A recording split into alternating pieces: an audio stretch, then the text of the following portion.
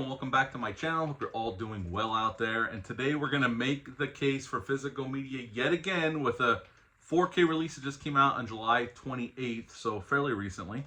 Just got my copy the other day, just sat down and watched it. But before we get into this one, do me a favor, like, comment, and subscribe. I greatly would appreciate that. And also, as always, a shameless plug for my TeePublic store.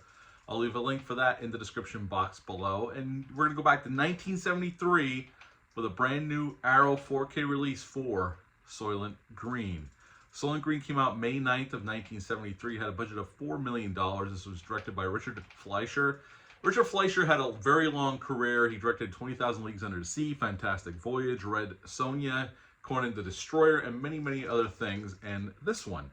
In this film, we got Charlton Heston playing Thorne. He is a police detective. We got Edward G. Robinson in his final film role playing Saul. He works with Thorne. We got the great Chuck Connors playing Tab. He is a bodyguard for this very rich gentleman who lives in this penthouse apartment. But he's involved in a greater conspiracy. And Dick Van Patten is also in this film as another character that's involved in this conspiracy. And Soylent Green takes place in the year of our Lord 2022. And the Earth is in shambles. It's always hot now. The soil is no good to grow food. And the Earth is overpopulated, and we see in New York City that if you have a lot of money, you can live in a high-rise apartment. If you don't, you're living on the streets or in alleyways or in stairwells of apartment buildings. We see that in Charlton Heston's character's apartment. When he goes home, it's just him and Saul that live there, but all in the hallways and up the stairs, there's people just laying all over the floors, sleeping and just trying to survive. And there's this product that is sustaining the population called the Soylent Corporation that makes Soylent Green and various other Soylent products. And that's pretty much the food source for the population. But it's rationed, so there's different days you go get different kinds of food, and Tuesdays are Soylent Green days, which we see throughout the film. This very rich man gets killed, and Thorne is assigned the case. So he starts investigating, and as he starts peeling back the layers, him and Saul working together start figuring out something. This is all tied to the Soylent Corporation, and there's some political intrigue. But basically, this movie's been referenced in many of pop culture. That the twist at the end of the film, and pretty much what Saul finds out, and then he tells Thorne about it. And when Saul decides to self-terminate in a really touching and sad scene. I don't want to spoil if you've never seen it, but it's really well pulled off, especially at the time. And he tells Thorne before he passes about what Soylent Green really is. And he tells him he has to find evidence, which right after this, that's what Thorne does. He sneaks into the Soylent Corporation. He sees what they make Soylent Green out of. And then he's trying to get back and tell people what it's made out of. He gets shot for his trouble, but he does tell his captain what it's made out of and tells him to please tell everybody. And that's pretty much the end of Soylent Green. So what to like about this film? Well, the cast. Charlton Heston's great here. Him and Edward G. Robinson are fantastic together. They have great chemistry. And everybody across the board is great in this film. Even the actors I'm not familiar with. Everybody's great. Giving a great performance. I think Richard Fleischer directs the shit out of this movie. It's very well directed. This was mostly shot on the MGM New York City backlot set. And it was in disrepair, but the production didn't need to do anything. They liked it looking like that because they're trying to show a New York City in decay.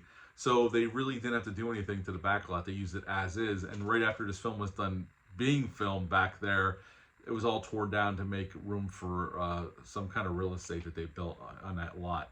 But I think the cast is fantastic. And there's a really touching scene, and just to go through this movie, I've never reviewed this film.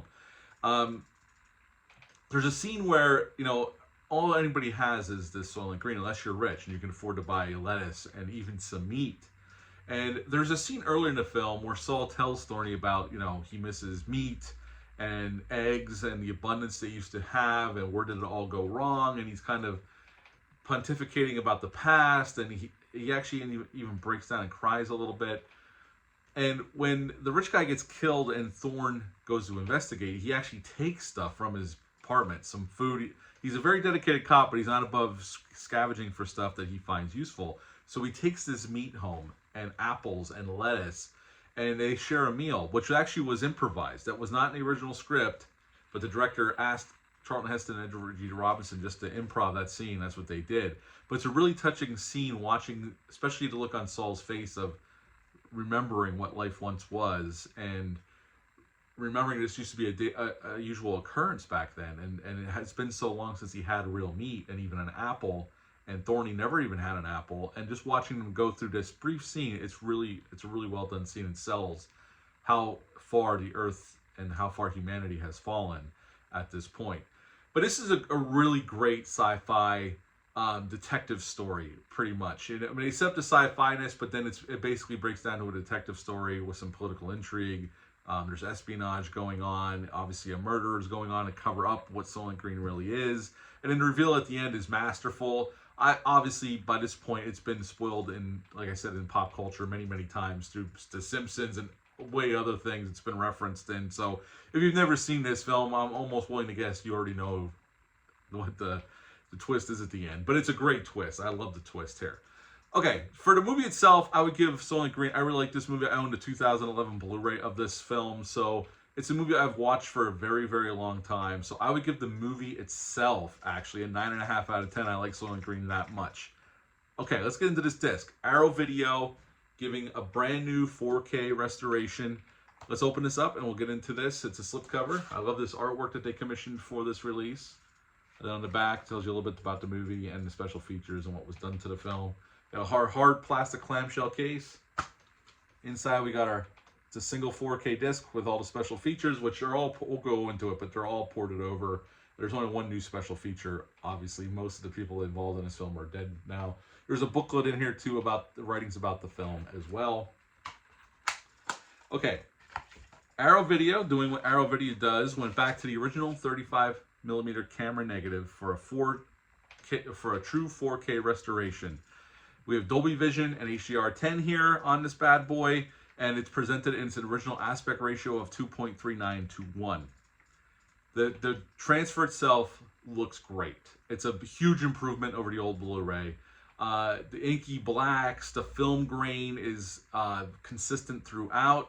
It looks very filmic, as you would imagine from a film from 1973. You can see more detail than I ever could watching this film.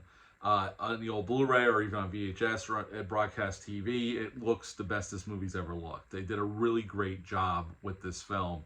And for a movie from 1973, it looks great. If you're a fan of this film, the transfer alone, I'd highly recommend it, which is why we buy these films. It's nice to get the special features, but it's a piece of cinematic history, and if you like it, I highly recommend it just on the transfer alone. They did a great job. The movie looks the best it's ever looked by far. Now, for the audio, there's a 1.0 mono track included on this, but I have to say, it sounds great. The dialogue's crystal clear. The score comes through. Obviously, there's no surround, but it sounds great. It's crystal clear audio. You can understand everything everybody says. I didn't have to turn it up loud at all. It's a very clear audio track. So hats off for them. I mean, there's no DTS here or no Dolby Atmos, but it's a good track considering the age of the film. It sounds great. So good job, Arrow, on that. Now, special feature wise, there's a ported over audio commentary with Richard Flesher and the actress that's in the film. And then there's the only new special feature on this film is there's a new audio commentary with a film historian and an author. And that's it. Everything else, there's a Charlton Heston AFI interview that goes over the film. It runs over an hour long. That's on here. That's ported over. There's like a 10-minute and 40-second making of Soylent Green. That's an old making of. There's trailers. There's stills on here. Everything on here has been ported over from other releases. The only new one is the audio commentary. But if you like this movie, this is probably the most you're ever going to get out of this, considering, again, most of the people that have been involved in this movie have passed away.